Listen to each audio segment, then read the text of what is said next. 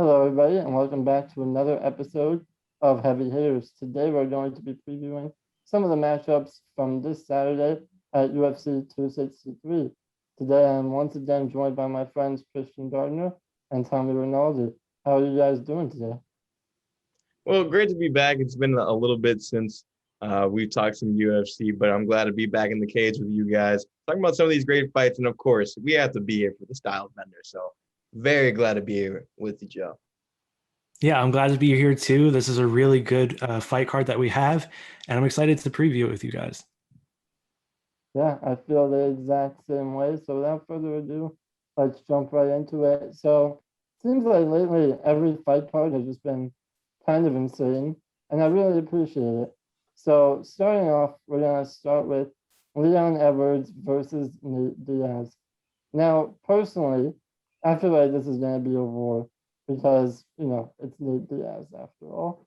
So, Leon Edwards is in a bit of a weird position in the division. He's been a title contender for a while, but that last fight with that no contest, it definitely hindered his title shot chances. And now he's moving on to a very high profile fight in Nate Diaz, and it's not going to be an easy fight for either guy.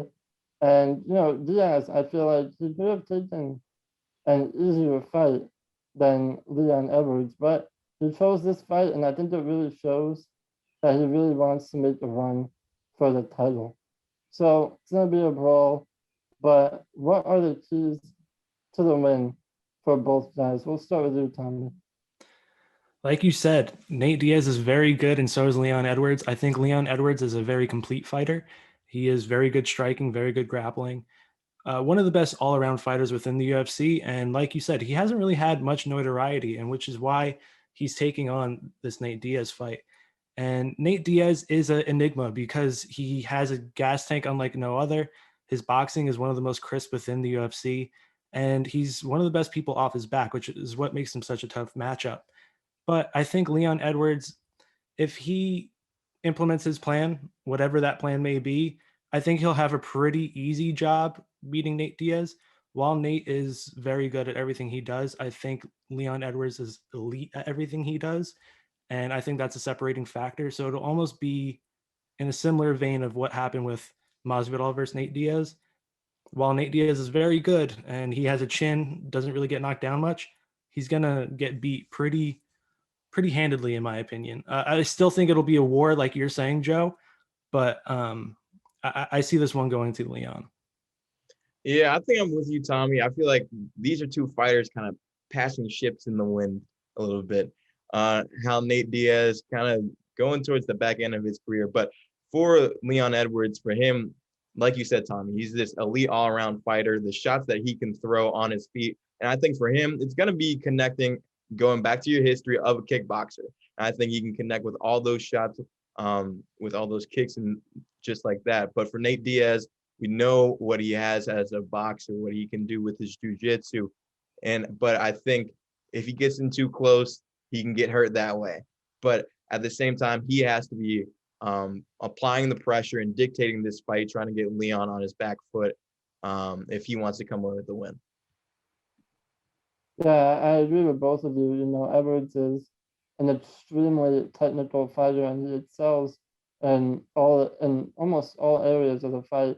He manages range really well. He dictates the flow of every fight that he's in, no matter how hard his opponents try to do, the same. But, at the end of the day, I think he's going to have to take this to the ground because, Diaz is just such a high volume fighter, and he's going to constantly be pressuring him the whole time. And who knows, maybe we don't know if he'll crumble under that high volume boxing or if he'll be able to fight through it and get the win like you think so, Tommy. So obviously we know what Tommy thinks. So but who do you guys think is gonna win and how? Knockout, maybe a submission, or do you think it's gonna be a war and it's gonna go all 5 rounds? We'll start with you, Christian. I think this fight very much could go the distance. And if we're feeling optimistic, then Nate Diaz possibly getting that knockout. But for me, I'm rolling with Tommy. I'm rolling with Edwards in this one. And I think it might end on the ground as well in a submission. Yeah, that's a great pick. I think while Leon is very good on the ground, I think Nate Diaz is probably top 3 all time on his back.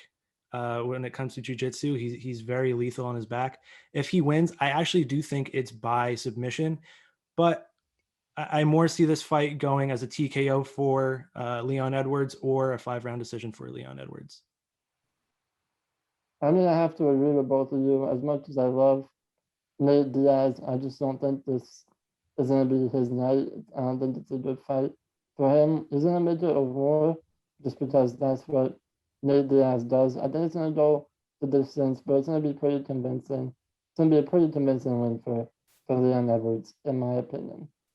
So now that we got that out of the way, let's move on to the 2 title fights that we're going to have on Saturday night. And we'll start with the flyweight title fight. We've got Deiveson Figueiredo versus Brandon Moreno.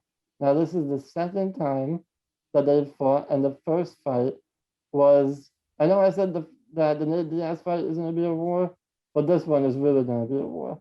So their last fight was an absolute 5-round battle, and it ended in a draw. Moreno took the fight on short notice and still put up a heck of a performance. And that's why we're gonna have a second fight, because it ended in a draw. Deiveson said he had some health issues, and that's why he couldn't finish off the fight early on when he had him hurt, and that's why he didn't perform as well as he wanted to. But regardless, now that they've both had a full camp and are ready to go on Saturday night, what are the keys to the victory for both fighters? We'll start with you, Christian, again. Well, before we came on, I was watching this fight, and I'm so mad that I missed this live.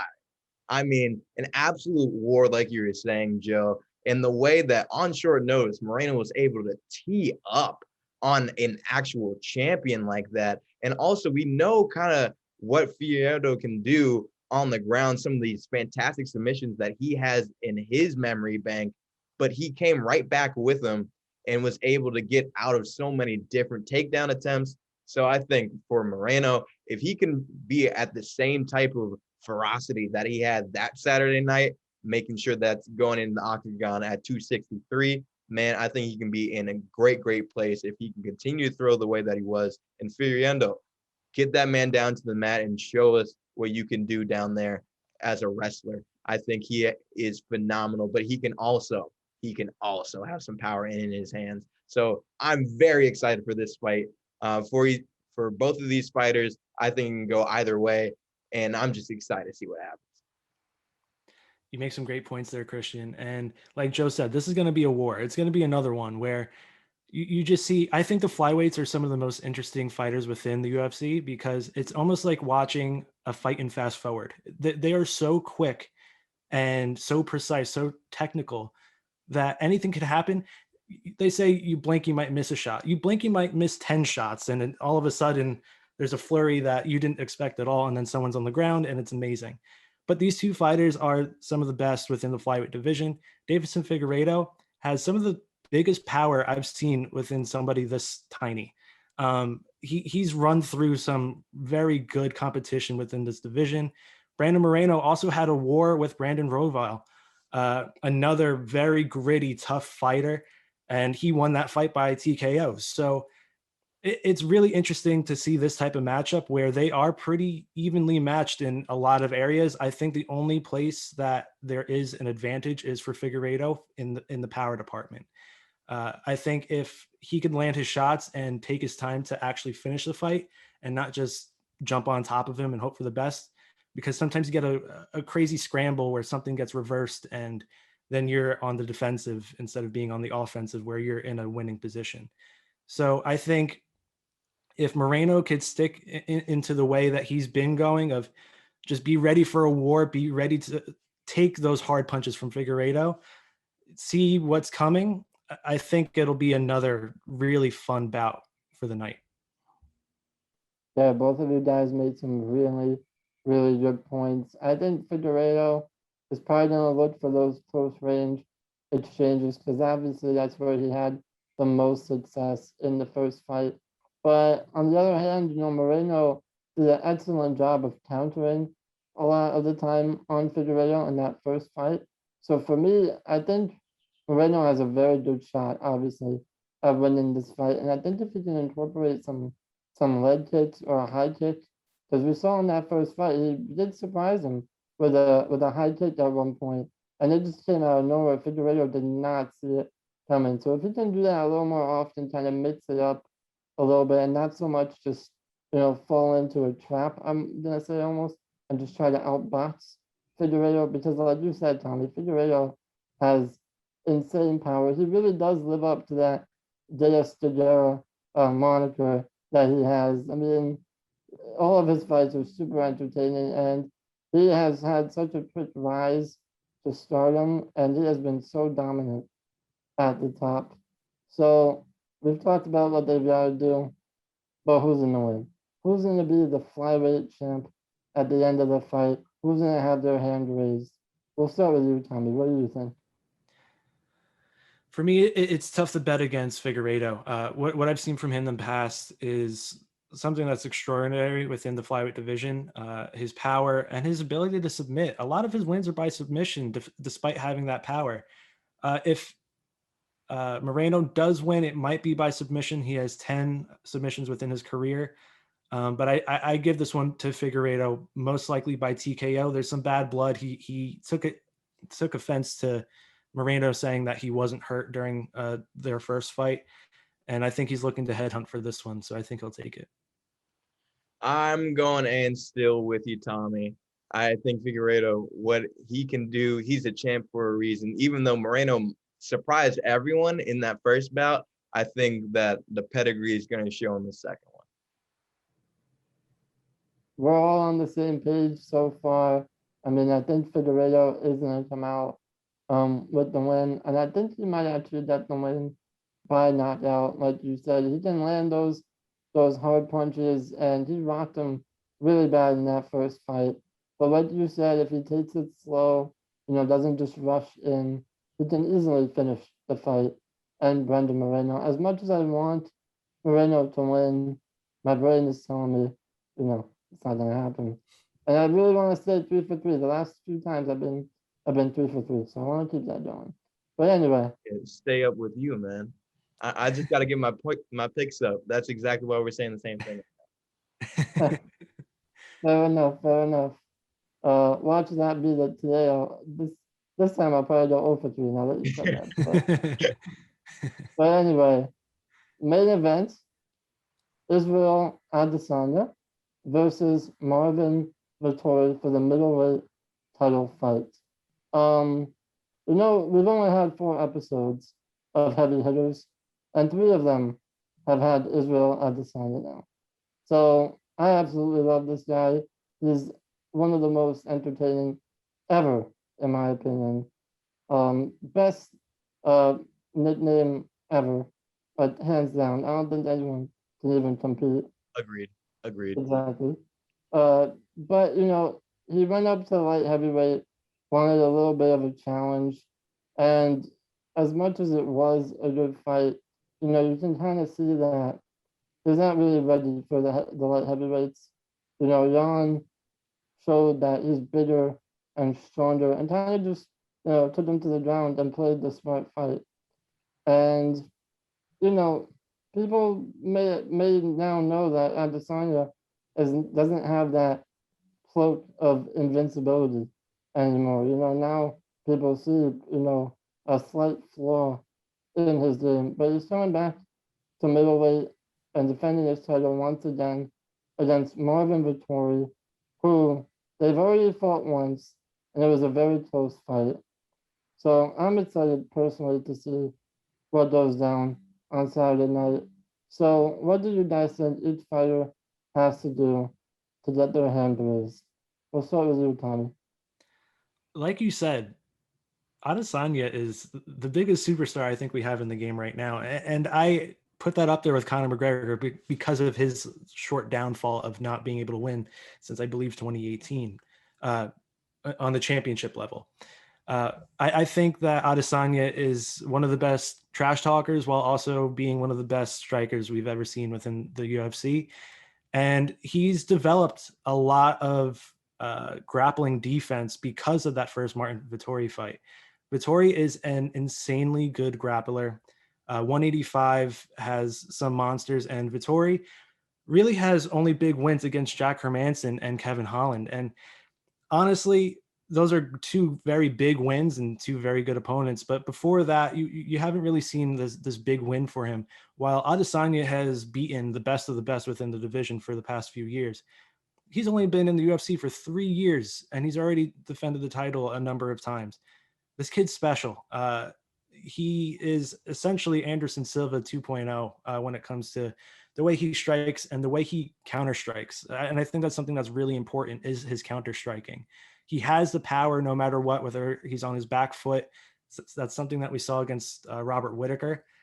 He's willing to bang middle of the ring, middle of the octagon, and he shows he has that power. He even put Jan Blachowicz on his back foot.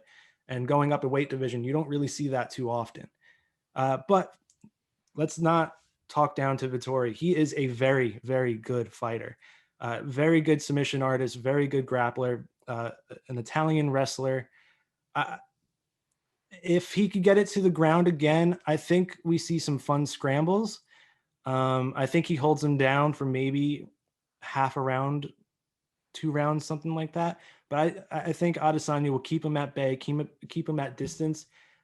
He's one of the best kickboxers we've ever seen within this division, within the UFC. He's had 70 plus wins in kickboxing before he went to the UFC. So he knows what he's doing. And I think that distance control will be a really big help for Adesanya. Yeah, and Adesanya, he has something to prove after getting that first loss against Blachowicz. And of course, I bet he's taking this entire camp working on the ground game, the grappling. So he'll definitely have something to prove with that. And that'll be on display for Vettori. Of course, he's going to try to go into that game, but I think Adesanya might have something in his bag for that. And he's going to want to put on a show because we've never seen him lose before. But it wasn't even like he was destroyed or anything like that. It was just wasn't his night. He's not that heavy of a fighter. But we know the striking that Adesanya has, and I think he wants to stay up, but he also wants to show that he can go down to the ground. And for Vettori, if he can control this entire fight on the ground, then yes, he can find his way. But I think we all love Izzy and what he can do, and I think he's gonna dominate on Saturday.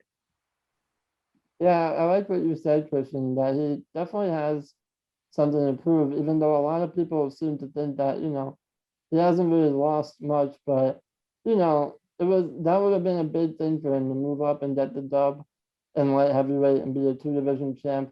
So I really think that he does have something to prove, and he's going to come out and he's going to be angry. He wants to show the world, I'm still that guy.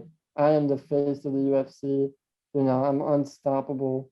And quite frankly, it's because he kind of is. His kickboxing is second to none. He's a master technician. And again, Tommy, like you said, let's not, let's show some respect to Vettori. He's a very durable fighter, and he does have the edge in grappling. But 5 rounds is a long time to be in an octagon with Izzy. And it's a long time to not get hit with something really big from Izzy. So with that being said, who's going to win this fight? I think I know your answers, but who's going to win this fight and how? We'll start with you, Christian. Give me the style bender. I mean, I think I can be on this show 15 times, and every time I'm going to say it's the style bender. I just think that man is absolutely phenomenal. And like we've been saying, he has something to prove after that first loss. Even though it's not boxing, it's not a big deal that you're not undefeated anymore, but still, he wants to show to everybody, there's no doubt about it. I might have moved up, but this is my weight class, and it's going to show through. And I'm going to go knock out 4th round. So, Vettori, I'm going to give it to you, man. You win in the championship rounds, but the champ is going to win then. Hey, he's something special. He really is. And what he talked about when he lost to Jan Blachowicz was legacy, and that plays into a lot of what Christian is saying. He wants to prove his legacy as the best ever. It does not matter that he has a blemish on his record now. He's going to continue to prove that he is the most special fighter within the UFC.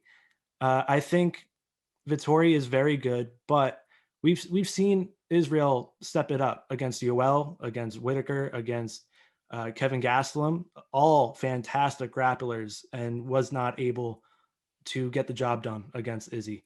So I think Izzy gets it done. I think the kickboxing will be a little bit too much. I think third round TKO. I think one round before Christian. But yeah, Izzy is very special, and I think we're going to see it tomorrow night. Christian, you and me on the same page again. Fourth round, TKO. You said Teo or TKO? I'm gonna go TKO. I think he's gonna write his name in the what was it? What's that thing in Death Note? The Shinigami. He's gonna write his name in there. He's gonna write his name in there, and Vittori's not gonna stand a chance. The reason why I say fourth round is obviously that durability. I think he's gonna come to play a little bit, but it's not gonna save him from getting finished by Adesanya. So all three fights are covered, but obviously there's a lot more fights on the card. And again, it's another great night of fights. Like I said, prelims, main card, got some big names on there. So last thing we're going to talk about today, what fight are you guys most excited for? Is it one of the three fights that we've already talked about, or is it maybe one that we haven't? We'll start with you, Christian. I think the one that I'm most excited for is going to be that second fight that we talked about today. Because, I mean, the first bout with Moreno and Figueiredo, what they went through was absolutely phenomenal. But also, I'm going to be tapped into the welterweight fight, Damian Maia, Bilal Muhammad. Because Maia, I don't know if this could be his last fight. He's very much up there. So see what he can do against Muhammad. He's a solid fighter. Yeah, I think that's a good pick. I am most excited for the three fights that we talked about, but I also want to shed light on some of the other fights. I think Drew Dober and Brad Riddell, I think is going to be a great fight. Brad Riddell trains with Izzy out of City Kickboxing in New Zealand. They're a very talented group of fighters. And both of them go to war each and every time they fight, and it'll be a lot of fun to see. I also think Eric Anders versus Darren Stewart. This is another rematch on this card that will be in the preliminaries. There we go. They ended on a disqualification from an illegal knee, but I think because of that, that will bring a little extra bad blood into this to see who could actually win between these two people. Very athletic, very talented fighters that are young and looking to stamp their name into their division. Yeah, I'm definitely looking forward to that Drew Dober fight as well. And like you said, Christian, Damian Maia, you always gotta watch Damian Maia when he's on the card, no matter who he's fighting, you always gotta tune in and watch. But for me, I'm most excited for that Deiveson, Figueiredo, and Brandon Moreno. It's gonna be a war, and honestly, I don't know who's gonna win. Obviously, I think Figueiredo might pull it out, but it really is a 50-50 in my opinion. If you pick the same fights, Joe, that's so fun. We're on the same wavelength right now. Yeah, I know it's crazy. Hopefully we'll go 3 for 3. Hopefully. I started off rough on PTV. I've messed up on every pick, but lately I've been doing pretty well. So I'd like to keep that streak going. But with that being said, that's all we have for you today. So thank you so much for watching. Thank you so much for Christian and Tommy joining me once again to talk about some UFC.